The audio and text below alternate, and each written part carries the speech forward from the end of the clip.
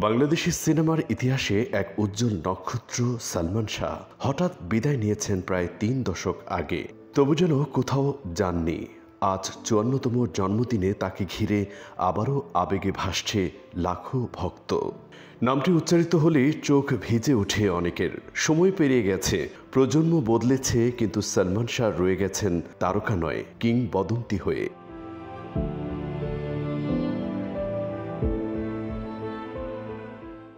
নানা অভিনয় করেছিলেন উপমহাদেশের প্রথম বাংলা চলচ্চিত্র মুখ ও মুখোশে।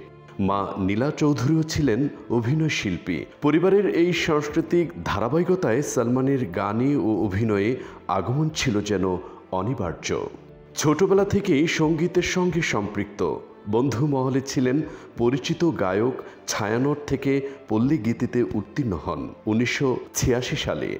অভিনয়ের যাত্রা শুরু হয় নাটক দিয়ে। মইনুল আহসান সাবেরের লেখা ধারাবাহিক পাথর সময় এ অভিনয় করে দর্শক প্রিয়তা পান। তবে বড় পর্দায় তার উপস্থিতি বদলে দেয় বাংলা সিনেমার ধারা। ১৯৯৩ সালে সোহানুর রহমান সোহানের পরিচালনায় মুক্তি পাওয়া কেয়ামত থেকে কেয়ামত ছবিতে মৌসুমীর বিপরীতে অভিষেকের পরই সালমান শাহ হয়ে ওঠেন তুমুল জনপ্রিয়। একের পর এক হিট ছবি উপহার দেন। বিশেষ করে শাবনূরের সঙ্গে তার জুটি হয়ে ওঠে অমর, যা আজও বাংলা চলচ্চিত্রের সবচেয়ে সফল জুটিগুলোর একটি হিসেবে বিবেচিত।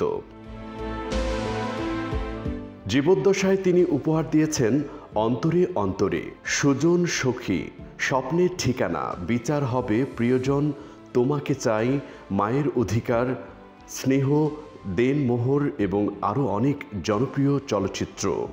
মৃত্যুর পর মুক্তিপ্রাপ্ত আনন্দ অশ্রু, বুকের ভেতর আগুন, প্রেম পিয়াসী, সত্যের মৃত্যু নেই প্রতিটি ছিল ভক্তদের জন্য শেষবারের মতো তাকে রূপালী পর্দায় দেখার এক আবেগময় অভিজ্ঞতা।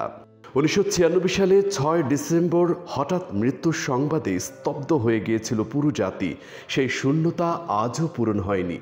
কারণ সালমান শাহ শুধু একজন নায়ক ছিলেন না, ছিলেন একজন সময়, একটি আবেগ, প্রেম ও স্বপ্নের প্রতীক। বাংলাদেশের সমান বয়সী সালমান শাহ আজও জীবিত কোটি ভক্তের হৃদয়ে।